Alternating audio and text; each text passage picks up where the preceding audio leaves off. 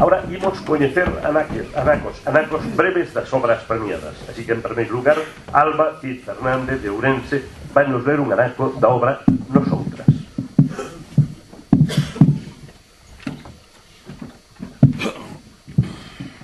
Ben, en primeiro lugar, boas tardes a todos.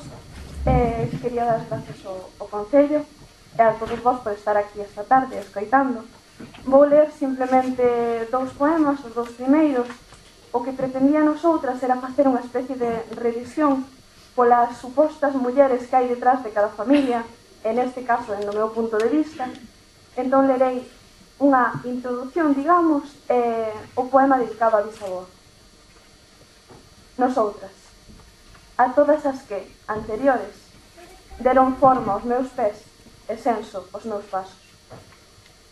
Entre esta vila que desando e as vosas corgas infinitas, prende aínda a herba primeira que deu acubillo a todas as infancias. Pénsovos e vou descarta en homenaxe polos sucos atlánticos das vosas fontes, polos vales montesíos das vosas costas, por esta xeografía poderosa, estas fauces de conto altivamente salvaxe. Mulleres de corisco e lume, antes de vos non houbo nadie. Medranme as polas doutro inverno e abrocho perenne por contarvos. Cando eu marche a terceira vida, os vosos nomes ficarán escritos nas miñas linguas para imantarme coa delicia de todas as Ítacas.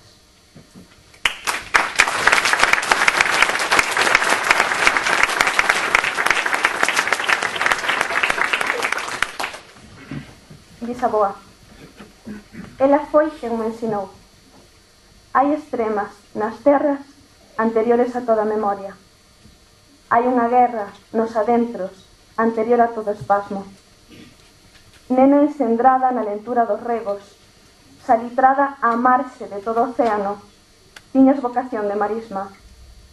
Levabas dentro a forza anterga das traves, como o pastor leva os ouveos do vale en construcción na bisetriz terrível da treboada.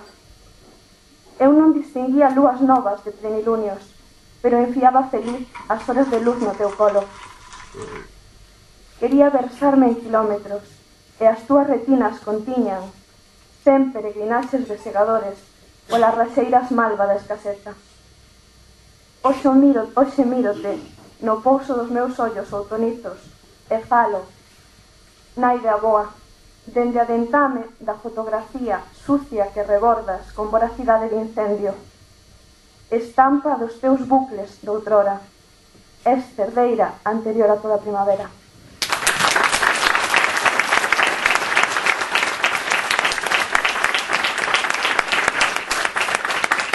Mil graciñas a todos e bo Nadal.